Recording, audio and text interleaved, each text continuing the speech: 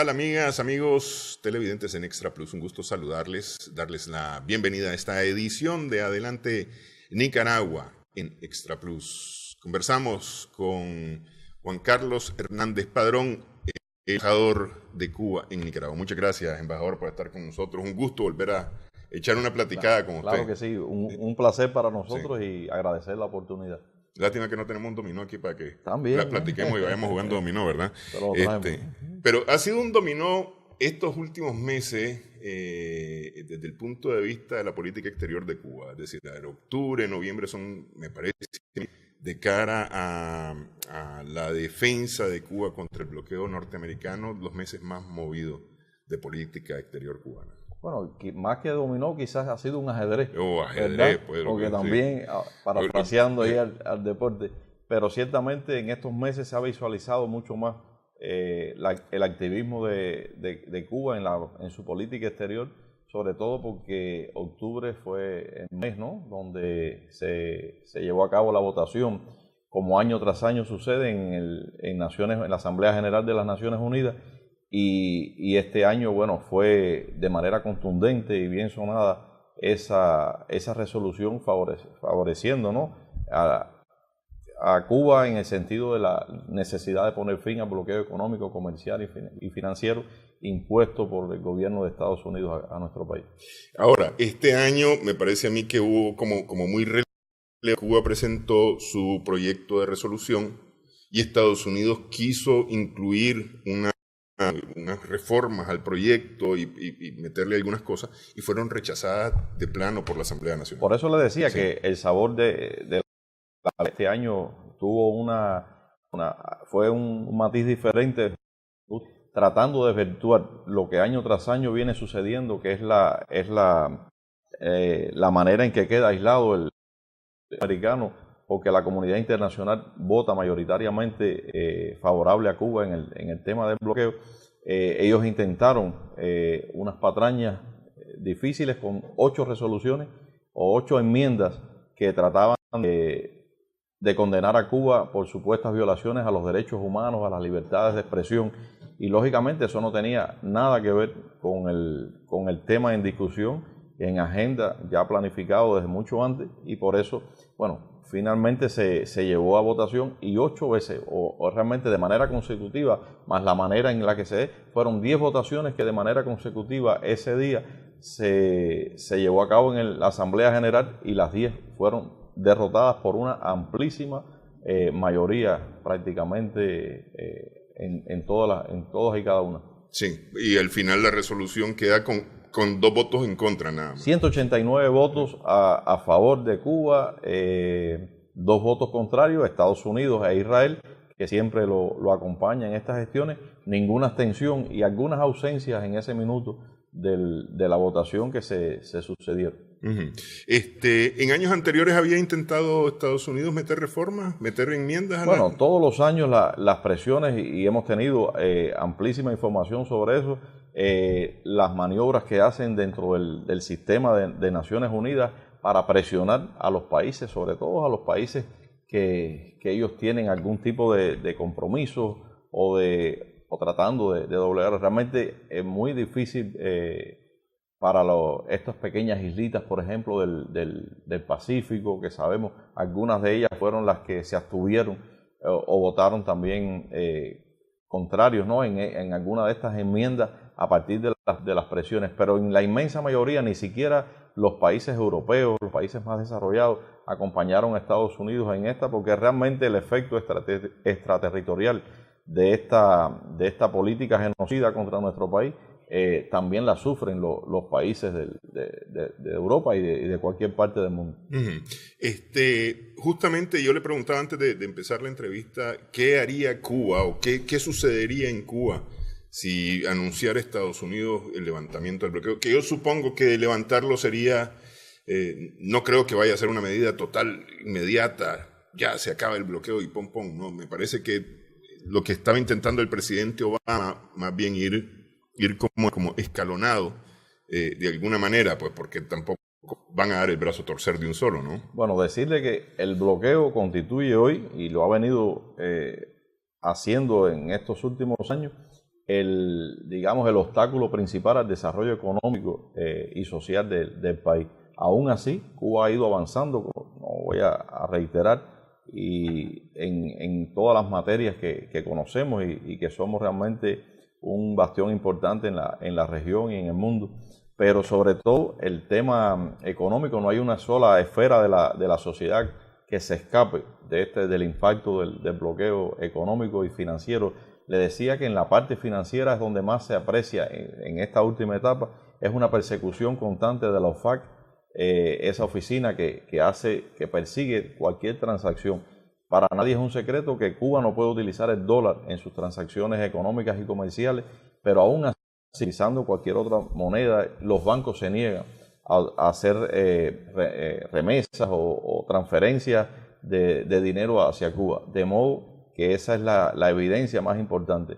Usted me dice, bueno, ¿qué haría Cuba sin un bloqueo? Yo creo que vivir sería muy oportuno porque llevamos prácticamente 60 años de revolución y 60 años han venido acompañando de ese cruel bloqueo. Hay que decir que es el más largo de la historia de la humanidad y que lo que pretende realmente es hacer rendir por hambre a todo un pueblo. Por eso lo clasificamos como un acto genocida en todas sus dimensiones. Y bueno, tiene gran afectación, sobre todo con un gran impacto en el sector de la salud, en el sector de la educación, con la sensibilidad, por ejemplo, en los temas, en los niños con cáncer, con algún problema de discapacidad, que no podemos realmente dar la atención porque el medicamento que existe, digamos, es norteamericano. Y entonces, bueno, hasta esa crueldad llega el bloqueo, ¿no? Más allá de todo lo que conocemos, que por ejemplo que barcos que toquen puertos cubanos no pueden hacerlo en puertos norteamericanos hasta 6 meses después, lo que lógicamente inhabilita o imposibilita que un comercio libre como se preconiza en el mundo. Sí, un comercio fluido. Justamente sobre ciertas financieras donde más se resiente. Me decía usted que, por ejemplo, Cubana no pudo continuar operaciones en Nicaragua por no poder tener una relación financiera dentro del país. Es correcto. Cuando hablamos de ello, muchas personas piensan, bueno, es que los cubanos tienen obsesión con ello y año tras año es que realmente es un eslogan o más que una frase se evidencia. Y lo decía que aquí personalmente en Nicaragua hemos podido sufrirlo porque al no existir un banco que sea oficial, estatal, la banca es privada y realmente hemos tenido contratiempos para ello. Ha habido negativas de que puedan aperturar cuentas bancarias y oficinas como la de Cubana, de una empresa cubana de aviación, tuvo que, entre otras razones que obligaron a su retirada de acá, fue precisamente el no tener es decir, dónde hacer los depósitos o las operaciones para que el cliente pudiera depositar. Sí, pagar su pasaje. Exactamente, sí. Normalmente como opera cualquier empresa o cualquier entidad, incluso a título personal también, para los cubanos que estamos en misión oficial tenemos serias restricciones.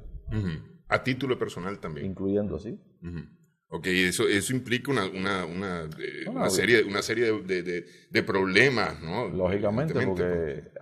Pero bueno, no solo a Cuba, se extiende también ahora a Venezuela. Hemos tenido conocimiento y la Embajada de Venezuela tampoco tiene posibilidades de aperturar cuentas. Y bueno, ya le digo, cualquier transacción que se pueda hacer, eso dificulta el funcionamiento y nos obliga a buscar alternativas para no detener en nuestras funciones. Y por eso el cubano yo creo que estaría muchísimo mejor preparado que cualquier otro país, porque 60 años prácticamente ha venido sorteando ese bloqueo y buscando alternativas aún en las condiciones más difíciles para poder no solo sobrevivir sino también vencer y desarrollarnos lógicamente, que es lo que hemos venido haciendo en todo este tiempo. Cuba ha desarrollado mucho su industria farmacéutica, ¿no? Es decir, el desarrollo médico en general, pero la industria farmacéutica en general. ¿Cómo hace Cuba con el medicamento que produce? ¿Puede exportar Cuba ese medicamento?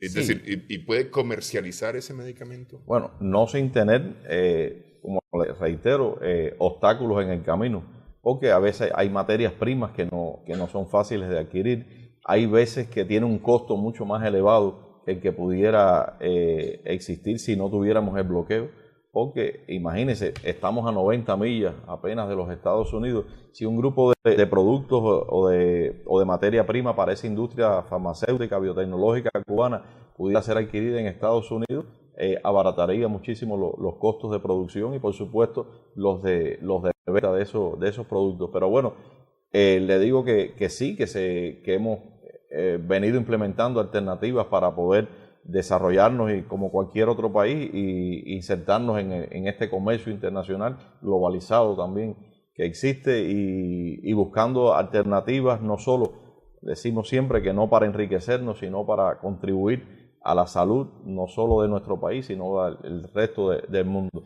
Y bueno, en eso que el comandante Fidel, que siempre fue una luz con su pensamiento a futuro, dijo que bueno, necesariamente el futuro de Cuba debía ser un futuro de hombres y mujeres de ciencia, y apostando a ese cometido, desarrolló muchísimo la parte científica, la parte investigativa, y hoy Cuba exhibe importantes resultados en materia, y hay productos que existen en nuestro país, como el Symavac, que es una vacuna contra el cáncer de pulmón, la única de su tipo en el mundo, con efectos muy positivos, de modo que hasta recientemente, ahora en el mes hace apenas 2 meses, se ha firmado un acuerdo con Estados Unidos para una empresa mixta. Después de muchísimo tiempo, ha sido autorizada por ese Departamento de Estado para poder crear esa empresa a partir de los favorables resultados de investigaciones conjuntas que se llevarían a cabo en la zona. Entonces, bueno, en la zona especial de desarrollo del Mariel sería implementada esa empresa. Bueno, como usted dice, son formas de ir buscando cómo romper ese bloqueo. Vamos a hacer una primera pausa en esta edición de Adelante Nicaragua, ya que tocó el tema 2 años después de la partida de Fidel Castro, el líder máximo de la revolución cubana. Regresamos en breve.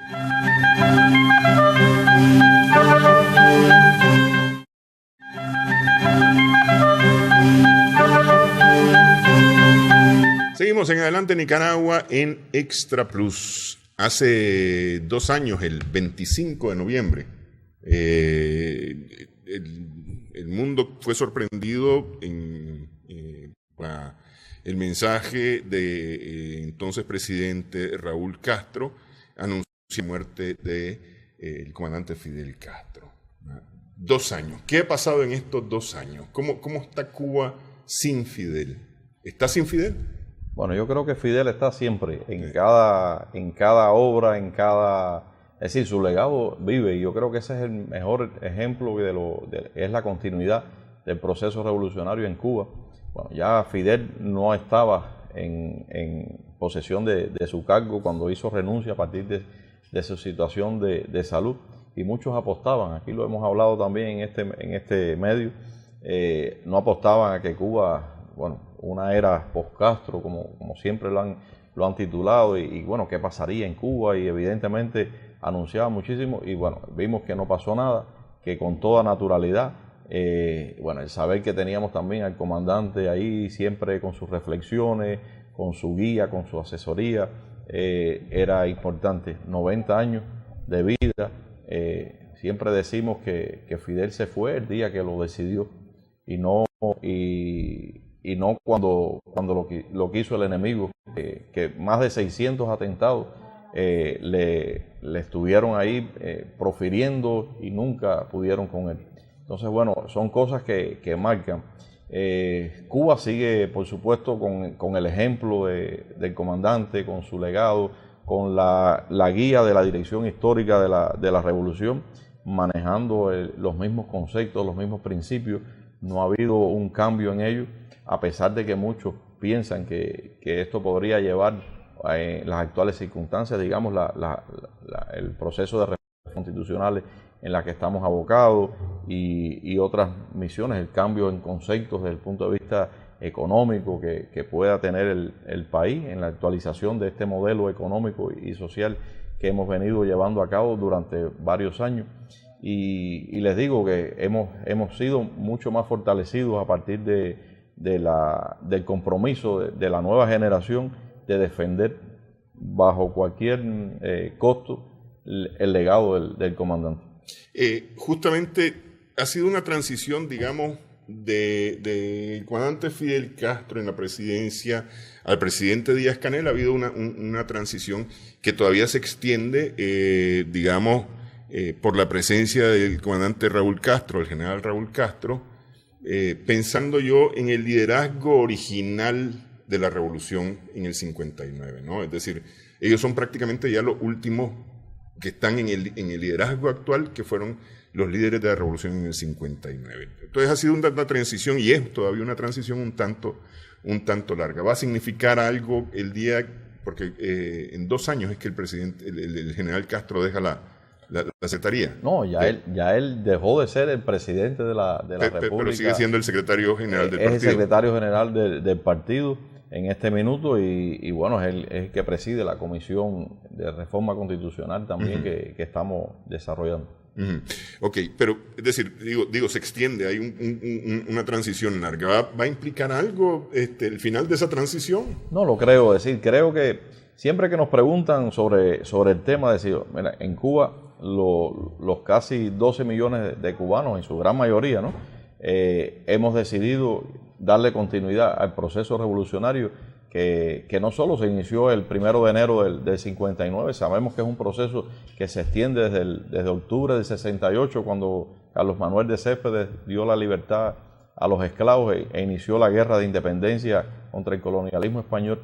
Y ahí, fieles a esas tradiciones de lucha, de combate del pueblo cubano, se ha mantenido fieles. Y yo creo que hay una voluntad de mantener y defender las conquistas revolucionarias. Yo creo que nadie estaría dispuesto a perder lo que en salud, en educación, en deporte, en cultura, en seguridad social hemos avanzado en estos 60 años. Cosas que son para muchos países un sueño o una quimera y para nuestro país son una realidad. O sea, cuando a usted le duele en carne propia saber que puede ir a operarse sin necesidad de que alguien le pregunte credo político, sexo, religión, etcétera, y no le cuesta un centavo operarse a corazón abierto, o un pulmón, o un riñón, o tener acceso al Everpro-P o al Symavac que les decía del cáncer de pulmón.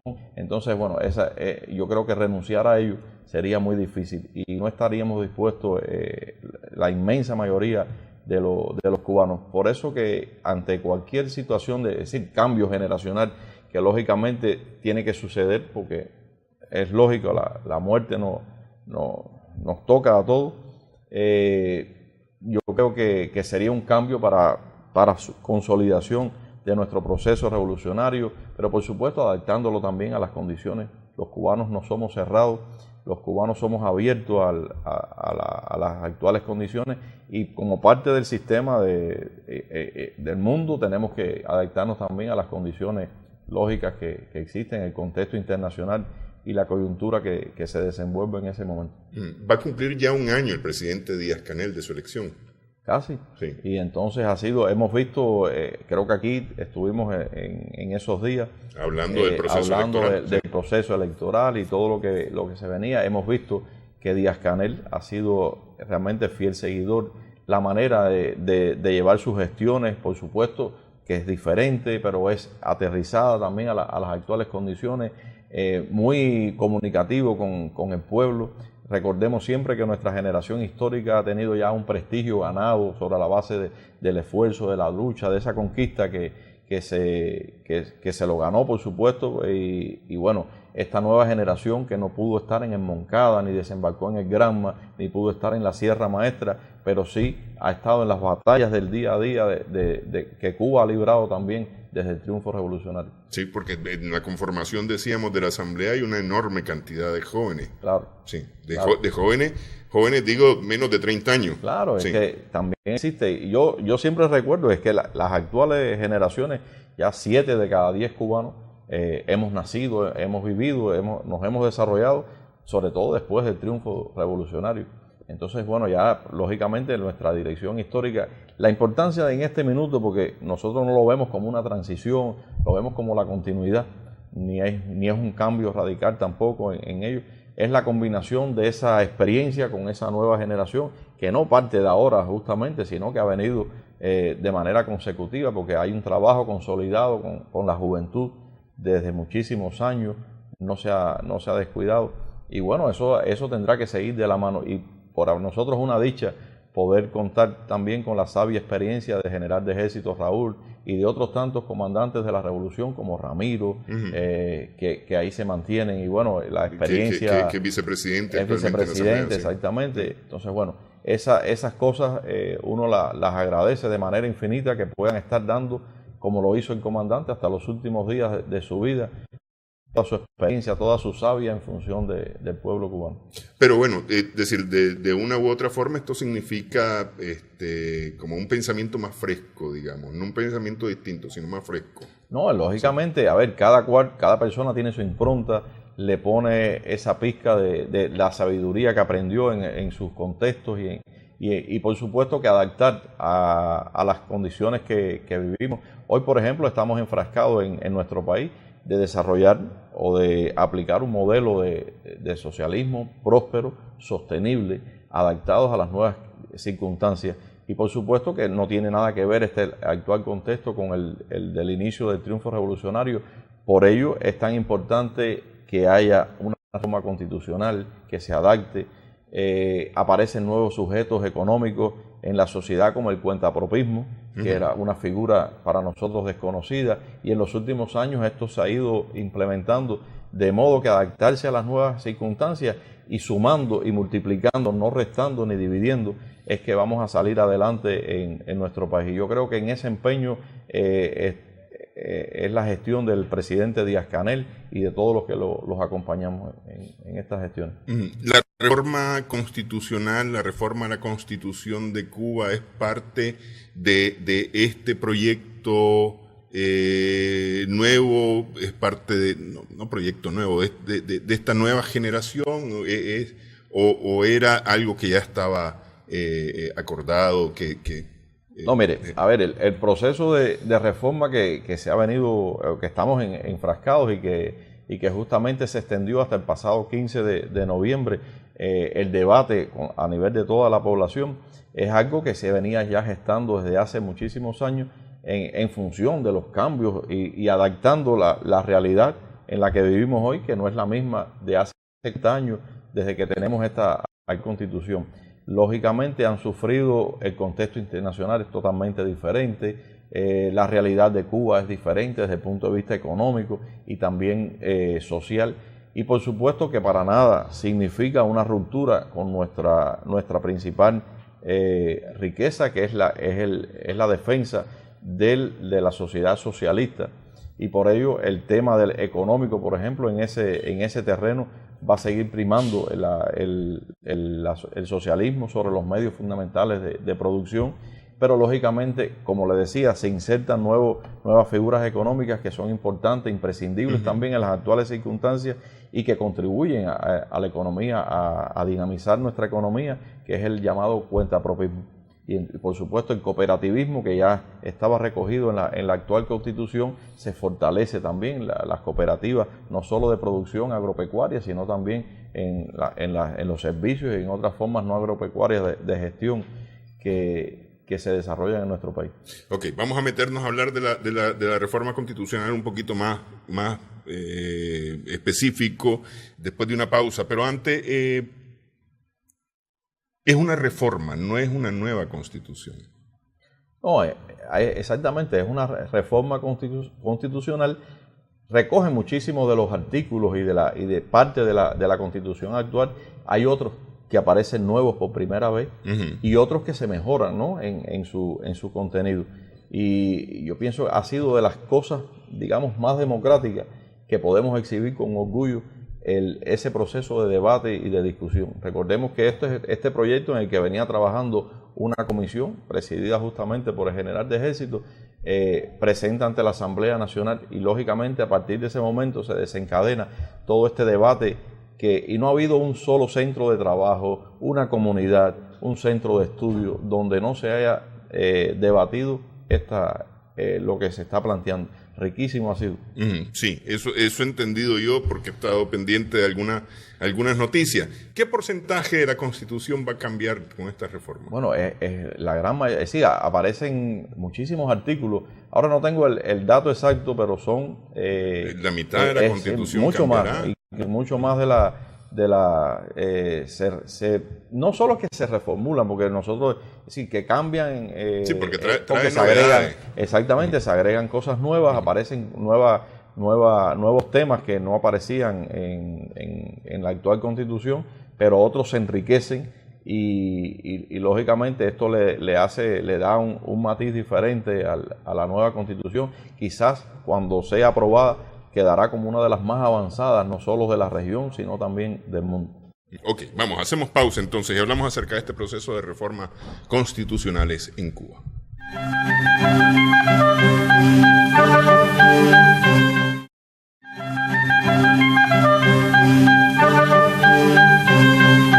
Seguimos en Adelante Nicaragua en Extra Plus. Conversamos con el embajador de Cuba en Nicaragua, Juan Carlos Hernández Padrón. Ok, hablamos de este proceso de reforma. Es decir, a ver, desde la dirección del país se consideró necesario hacer una cantidad de reformas y se hicieron las propuestas, ¿no? Estas propuestas fueron enviadas a la base. A debate durante... ¿Y cuánto se extendió este debate? ¿Cuánto tiempo? Se extendió más de 2 meses y tanto. Lleva debatiéndose desde el pasado 15 hasta el pasado 15 de noviembre que cerraron y ya están en proceso ahora las comisiones.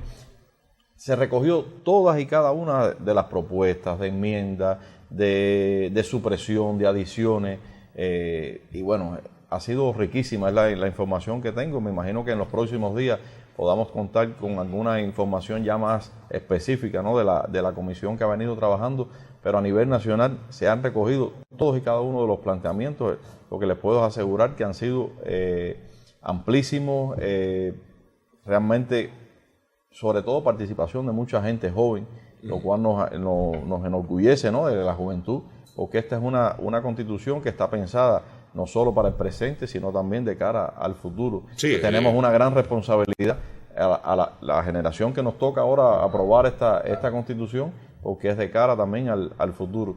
Y bueno, creo que sí, que da una medida también de lo que el cubano, que conoce bien, que es bien educado, que tiene una instrucción importante, ha venido defendiendo, es decir, cómo se ha leído hasta entre líneas cada detalle. Y bueno, en lo personal tuve una experiencia porque estaba en Cuba en el mes de agosto y recuerdo que nos convocaron en la comunidad, la circunscripción a la que pertenecemos, y participamos en ese debate. Como los jóvenes, por supuesto, iban con sus tablets y ahí sacaban y decían, bueno, el artículo... uno ve quizás las generaciones más anteriores que no hacen uso de todas las técnicas de avanzadas de hoy, pero que sí tenían también sus criterios, los exponían.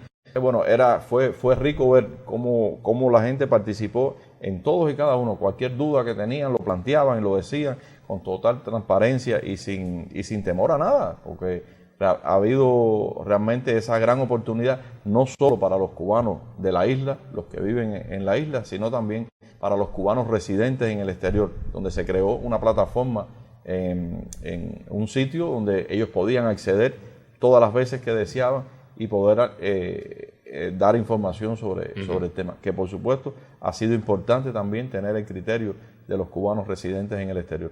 ¿Ustedes como cubanos aquí en Nicaragua se han reunido o se reunieron para...?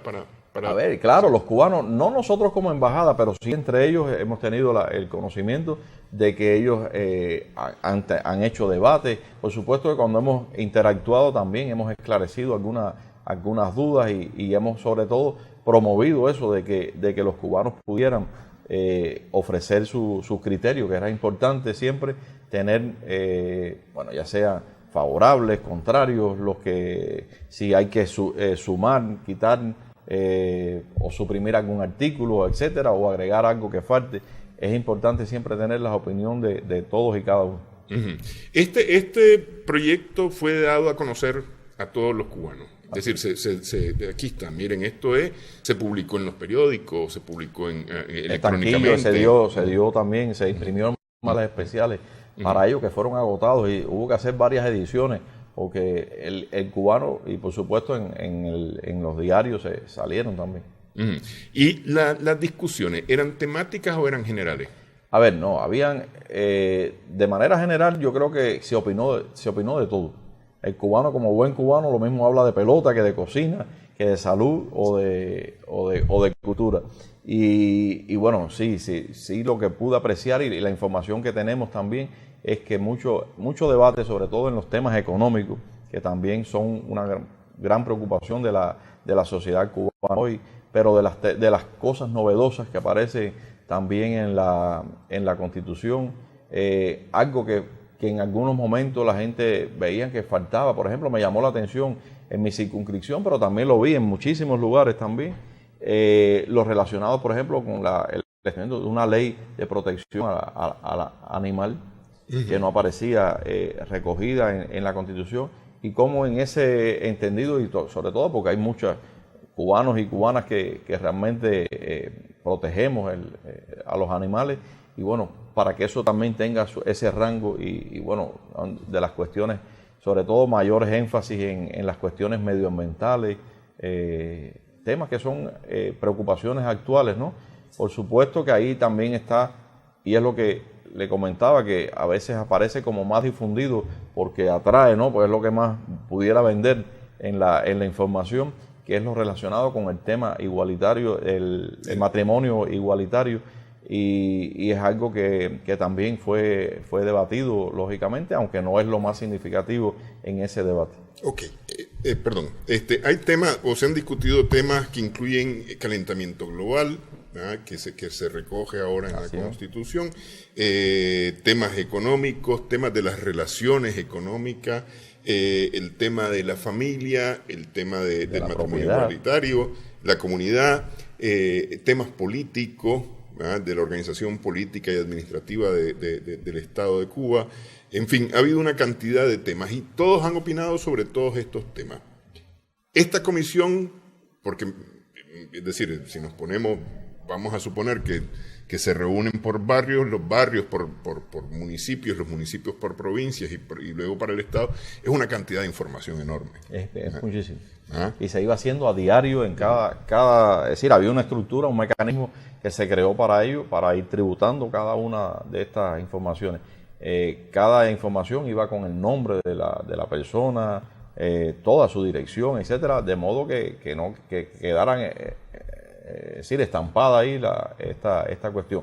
Y lo que sigue ahora es justamente que esta comisión tiene que recoger en su gran mayoría, en correspondencia con ellos, una nueva propuesta que puede decir que variaría, por supuesto, a la presentada inicialmente, tendría lugar en la Asamblea Nacional del Poder Popular en alguna de las sesiones.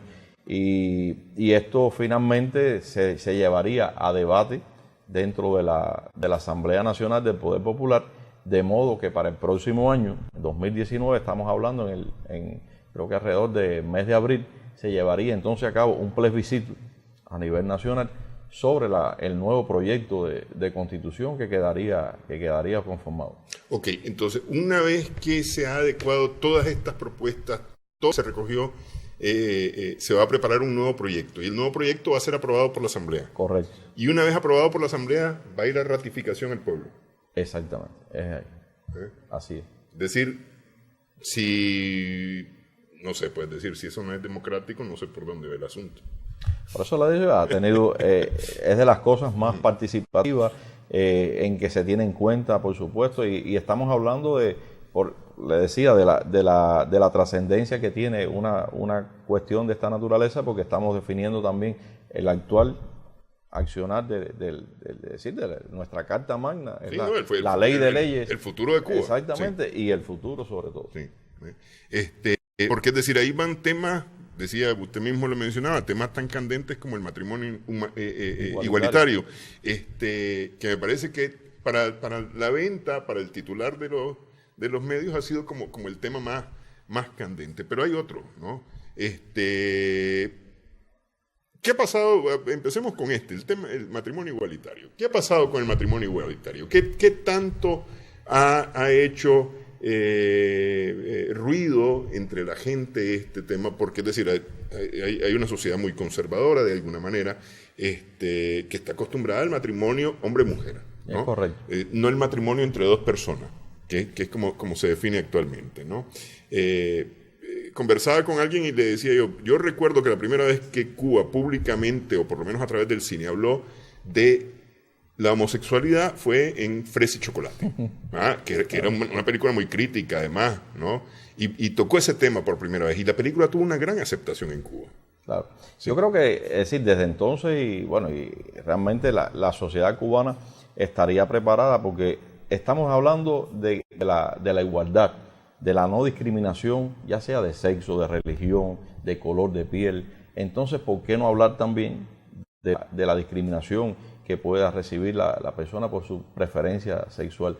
Entonces, yo creo que es una sociedad con esa definición y ese concepto de trabajar por la igualdad en todos los sentidos, que yo creo que no hay ninguna razón que nos impida hablar de ese tema con transparencia. Y lógicamente decíamos también que como parte de Cuba insertada dentro del contexto latinoamericano y caribeño, somos machistas a veces por existencia, y bueno, aunque nos hemos ido desprejuiciando de conceptos, de ideas, de cuestiones de esta naturaleza, siempre queda, ¿no? Y entonces, para cambiar la mentalidad de muchas personas, sobre todo de las personas ya más mayores, es difícil. Entonces, bueno, cómo hacer entender en las nuevas generaciones que eso es una necesidad de estos tiempos. Y justamente ha sido esa de las cuestiones también que se han debatido. No, siempre digo que no fue de lo más significativo en los debates, o no fue lo que marcó, digamos, la pauta en el proceso de debate del proyecto de constitución en Cuba, pero sí fue una de las cosas que, lógicamente, por lo novedoso también, porque es de las constituciones, de las pocas constituciones que recogería esto como un derecho en definitiva de las personas. Porque de la información que yo más o menos he logrado ver así de refilón, como decimos popularmente, vi que estaba el tema, ¿no? Pero ese es un tema como un tanto más amplio, porque tiene que ver con toda con la organización de la familia. Claro, como tal. Claro. ¿Ah? Exactamente. Sí, y lógicamente, bueno, ahí no se definen otro grupo de cosas, pero que va, lógico, la ley de leyes como lo fundamental, después tendrá que venir aparejado de un proceso de reformas o de nuevas legislaciones, de nuevas adaptaciones, resoluciones y decretos, etcétera, que vayan acompañando a cada cuestión, no solo en ese sentido, sino también desde el punto de vista económico, en la organización del Estado, por ejemplo, y en otras tantas cuestiones que bien define es decir, que los menciona de manera puntual. Bueno, este es un tema, digamos, que es el tema que más ha vendido. Sin embargo, hay temas que han sido más candentes en las discusiones. Decíamos el tema de la propiedad y el tema de la administración política. Sí, el tema de la administración política del Estado de Cuba. Vamos a hablar sobre esto al regresar de una pausa en Adelante Nicaragua.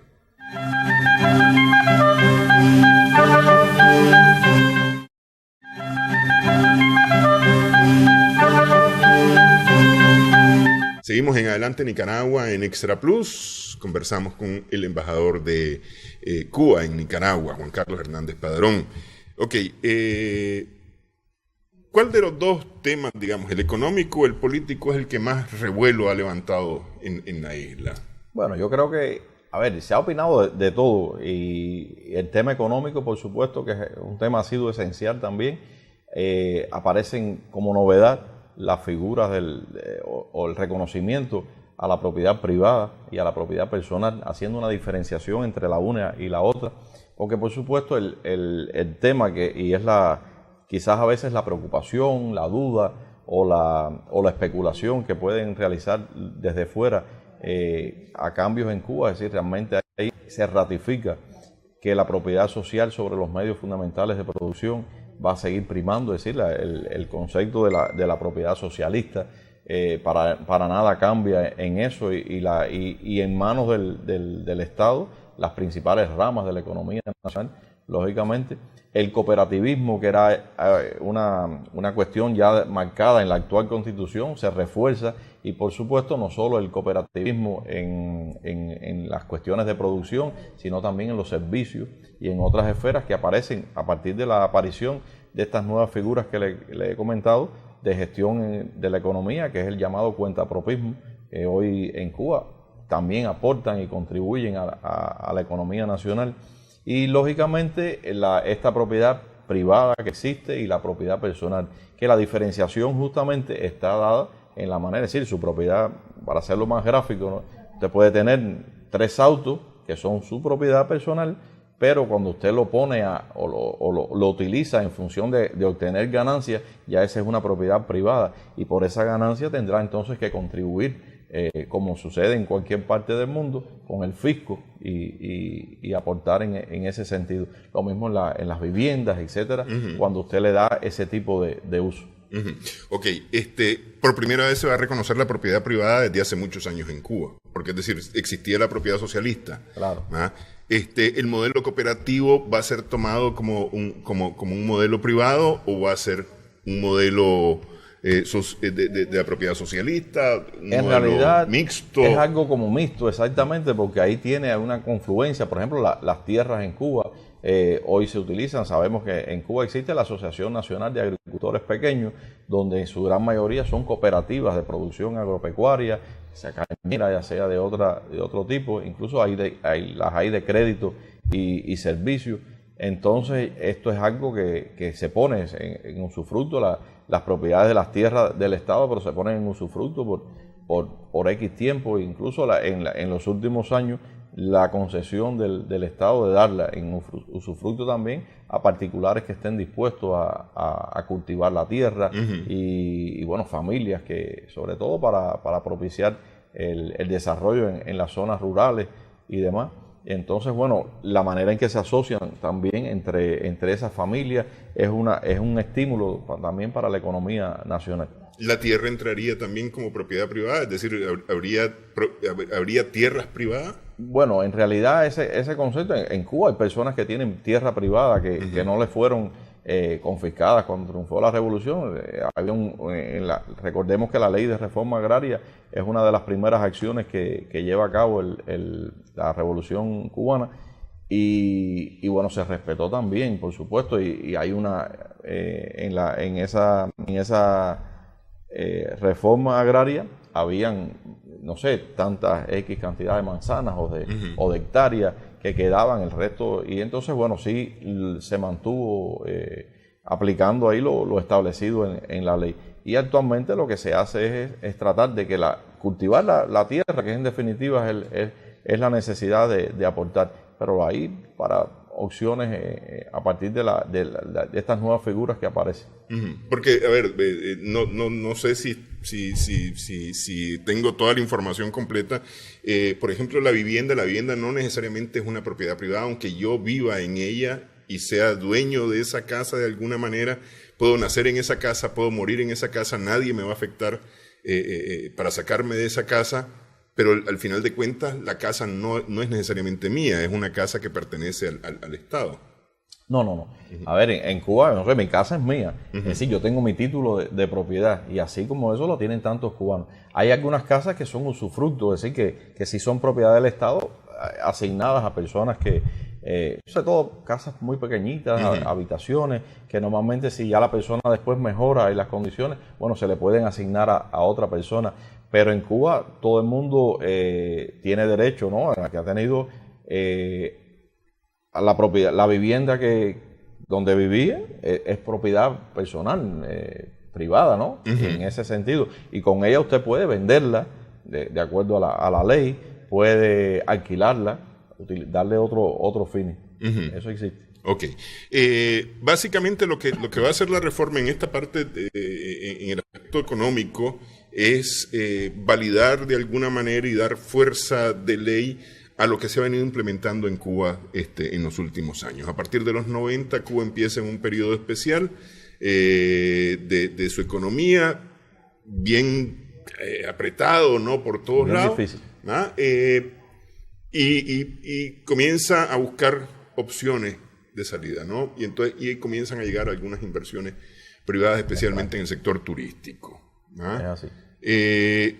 La reforma lo que va es a darle fuerza de ley a Exactamente, y dejarlo sentado. Y bueno, y por supuesto nos daría un grupo de derechos, pero también de deberes que tenemos para con ella. Y por ejemplo, cuando estamos hablando de que las personas pueden alquilar su casa, bueno, usted lo puede hacer, pero no al margen de la ley, de lo que esté establecido, usted lo puede hacer, y entonces pero tiene que contribuir, como existe en todas partes, al fisco, un impuesto por ese servicio que usted está prestando, pero que además es muy necesario, le comentaba, en estos tiempos, por ejemplo, para el desarrollo turístico del país y las aspiraciones de Cuba. Hemos recibido casi estamos a punto de terminar el 2018 y muy cercano a los 5 millones de turistas en el año.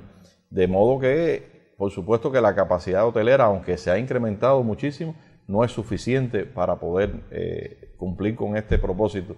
De modo que entonces las casas particulares vienen a suplir una parte importante y viene siendo también la competencia, porque con un servicio de excelencia, lo hemos probado, lo hemos visto, la gente mucho empeño en eso. ¿Y hay capacitación para esto, para prestar estos servicios? Claro que sí, siempre se prestan y bueno, se trabaja, Ministerio del Trabajo tiene unas sesiones dedicadas al tema del cuentapropismo y no solo se trata de cobrarle, ¿verdad?, por el impuesto a la labor que realiza, sino también de capacitarlos, de redireccionarlos también a veces en las explicaciones y de la conveniencia a veces de qué sería mejor, ¿verdad? Siempre hay un tipo de asesoría en ese sentido.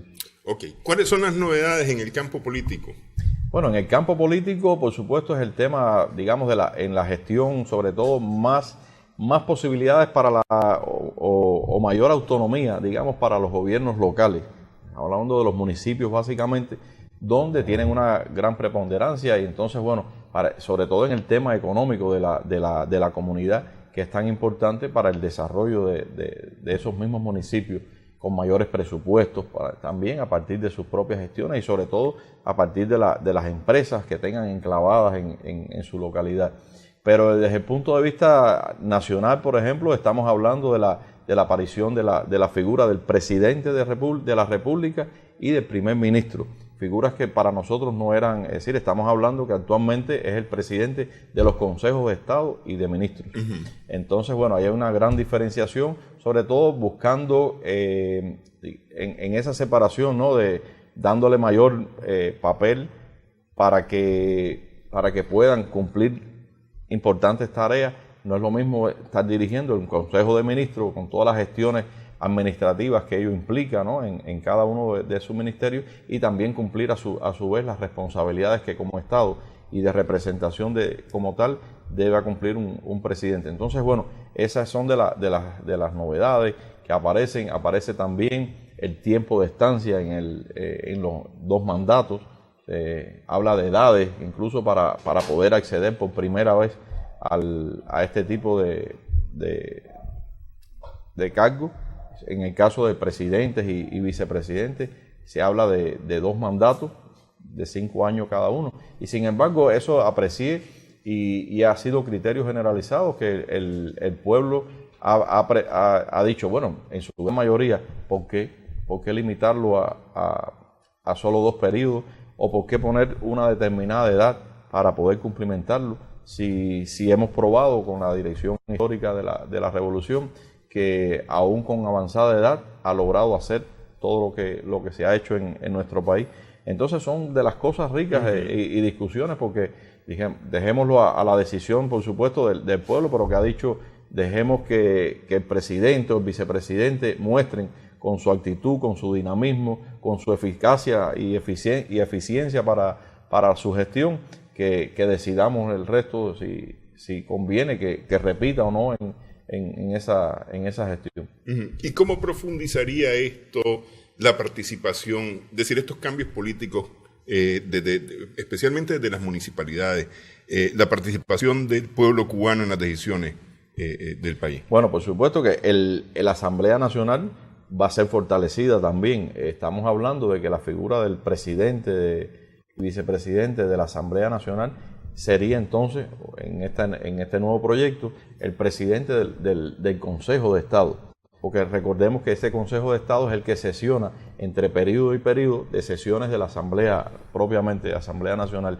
De modo que el mecanismo sería bien enriquecido, porque si estamos fortaleciendo las bases, que son los municipios, recordemos que nuestra estructura es de abajo hacia arriba y lógicamente potencia estos delegados que son elegidos directamente por el pueblo. De esos delegados que son elegidos por el pueblo es que se selecciona esa asamblea municipal y así sube de la asamblea municipal a la provincial. Otra de las novedades, aprovecho para comentarles, es que desaparece la asamblea provincial, dándole eso de gobernación a la parte provincial, ¿no? La provincia es el equivalente al departamento de Nicaragua. Exactamente, sí. es el departamento, pero bueno, en este caso también, y se fortalece porque esa asamblea, que en lugar de tener una asamblea provincial, sería una especie de consejo de gobernación, ¿no? Provincial que tendría, pero lo tributan en definitiva los propios delegados que fueron elegidos en la base, que llegaron al municipio y que van y de ahí también se suplen los delegados a la Asamblea Nacional, los diputados a la Asamblea Nacional del Poder Popular. Ok, y me decía usted que estos van a tener ahora más autonomía, y incluir la autonomía financiera. Es correcto, sobre todo en esa parte de la gestión, y hay una separación de lo que son digamos, la gestión está más política y la gestión propiamente administrativa de llevar sí, claro que sí. Es decir, los proyectos son los proyectos que necesitamos nosotros los ciudadanos y no los proyectos que piensa el gobierno. Exactamente, que se llevan desde arriba y bueno, van a tener mayores poder de decisión en esa gestión local. Bueno, quiero agradecerle. Desafortunadamente 1 hora es muy poco tiempo para platicar de todos estos temas. Sí. Quiero agradecerle. A usted, por favor. Gracias a nuestras amigas, amigos televidentes también por su sintonía en esta edición de Adelante Nicaragua. Esperamos que el programa haya sido de provecho para ustedes.